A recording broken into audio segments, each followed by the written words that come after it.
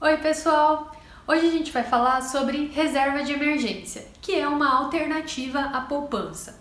Antes de começar, lembra de dar um like no meu vídeo, subscrever o canal, ativar o sininho e é isso aí. Primeiro, desculpa pela minha voz de gripe, é que eu não poderia deixar de gravar para vocês esse final de semana. A reserva de emergência é um assunto que pode parecer chato para algumas pessoas, mas ele não deixa de ser extremamente importante. Por quê? Porque nós não podemos deixar o nosso capital, o nosso patrimônio totalmente exposto às variações da renda variável. Como eu já falei em vídeos anteriores, a renda variável, ela varia, então os preços eles podem subir, eles podem cair, eles podem não sair do lugar e eles podem demorar muito tempo para recuperar ou podem não recuperar também. O que tem que ficar claro para vocês é que a gente nunca vai conseguir prever os movimentos da renda variável. Então, você não pode colocar todo o seu dinheiro na renda variável exatamente por isso, porque você não sabe o que vai acontecer.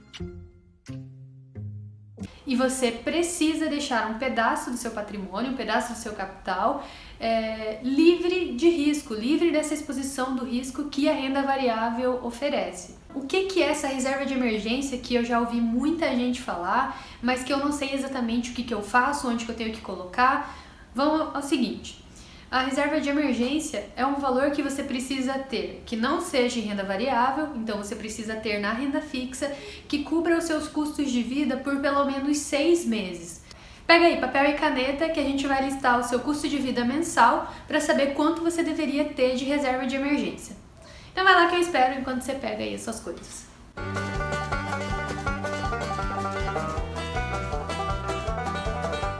Ô produção, cadê o meu papel e caneta também? Tá bom.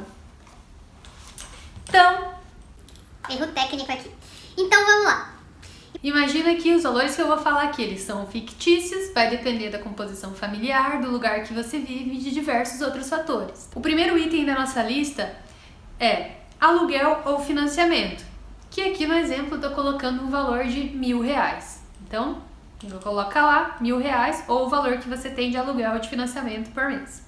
O segundo item seriam contas de energia, água, telefone, gás, internet, que você sabe que você vai ter esse gasto no mês. No exemplo, coloquei aqui 250. Então, você vai colocar o gasto que você tem. O terceiro item seria gastos com transporte. Coloquei aqui no meu exemplo 250. Aí você avalia qual é o seu gasto. Também temos gasto com mercado. No exemplo, temos R$500. Temos também gasto com alimentação, não sei, você de repente alguns dias na semana você almoça em restaurante, então você precisa colocar esse gasto também na sua lista.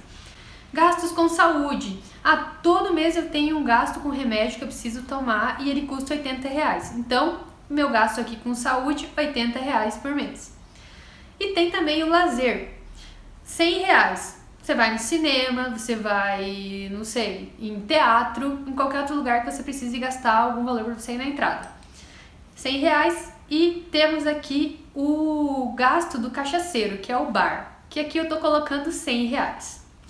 E você sabe que você vai gastar todos os meses esses R$100 indo no bar.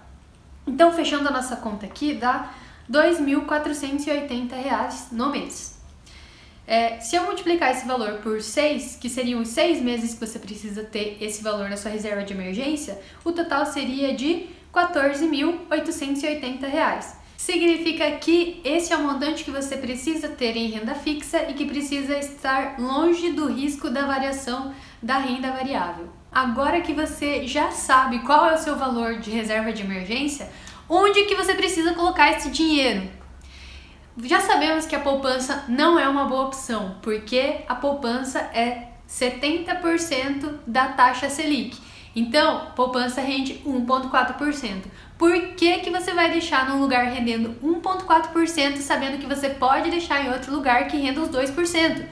Esses 2% é possível encontrar onde? No Tesouro Selic. Mas o que é o Tesouro Selic? O Tesouro Selic pensa que o governo ele precisa de dinheiro para financiar suas atividades. Então, é chamado Tesouro Direto. O Tesouro Direto ele é responsável por pedir empréstimo. E ele faz isso através da emissão de títulos públicos. Existem diversas modalidades dos títulos públicos, mas para a reserva de emergência, quando todo mundo fala de reserva de emergência e tesouro direto, estamos falando do Tesouro Selic, que ele rende exatamente a taxa Selic. O que você precisa saber é, entre a poupança que rende 1,4 e o Tesouro Selic que rende a taxa Selic, que é 2, você vai onde rende mais, que é o Tesouro Selic. Mas tem gente que pode perguntar, nossa, mas eu não sei como que faz para investir no Tesouro Selic, eu não quero deixar na poupança, tem alguma outra opção que eu possa escolher? Alguns bancos digitais, eles têm conta corrente que oferece rentabilidade bem próxima à taxa Selic e você pode escolher também. Se você quer saber mais sobre Tesouro Direto, o Tesouro Selic, Tesouro IPCA, que você também já ouviu, não esquece de se inscrever no meu canal aqui, que a gente já vai montar um vídeo falando sobre toda essa história, como que acontece, se você tem que comprar ou não, quais são os seus objetivos e fica ligado. Mas voltando aqui para o assunto reserva de emergência, então você tem as opções poupança, Tesouro Selic e conta corrente em bancos digitais que podem oferecer uma rentabilidade interessante que seja próxima à Selic. Lembrando que não percam muito tempo tentando escolher qual é o melhor lugar para deixar a sua reserva de emergência, porque o foco da reserva de emergência ele não é rentabilidade, até porque 2% não está rendendo, não é nada. O importante é a gente escolher um lugar que a gente perca menos dinheiro. Nesse tipo de investimento, você não tem que se preocupar com quanto você vai ganhar, mas sim com o quanto você vai deixar de perder. O que a Ana da Grana fez com a sua reserva de emergência? O que eu fiz foi, eu tinha uma dificuldade enorme de manter o meu dinheiro na poupança, porque estando na poupança, o meu inconsciente sabia que ele podia gastar se ele precisasse. E se ele precisasse, significava qualquer coisa, inclusive coisas que eu não precisava. Então, eu decidi colocar no Tesouro Selic. Apesar da liquidez ser diária, ou seja, eu posso solicitar o resgate a qualquer momento, a disponibilidade é D+1. Se eu solicitar hoje, ela só vai cair amanhã na minha conta, lembrando que estamos falando de dias úteis. E como que eu fui montando a minha reserva de emergência? Eu coloquei tudo de uma vez? Não! A reserva de emergência ela foi construída aos poucos, então todo mês eu colocava um pouquinho e demorou 1 ano, talvez 2, mas eu consegui chegar num valor que me desse segurança, que eu sabia que se acontecesse qualquer imprevisto, eu poderia contar com a minha reserva de emergência caso eu precisasse. Então, pessoal, agora que vocês já sabem como calcular a reserva de emergência, já sabem quais são as opções de onde guardar esse dinheiro, agora é com vocês! Se vocês tiverem qualquer dúvida, podem me contatar pelo YouTube ou também pelo Instagram, @AnaDaGrana, e estamos por aí. Obrigada, vamos lá!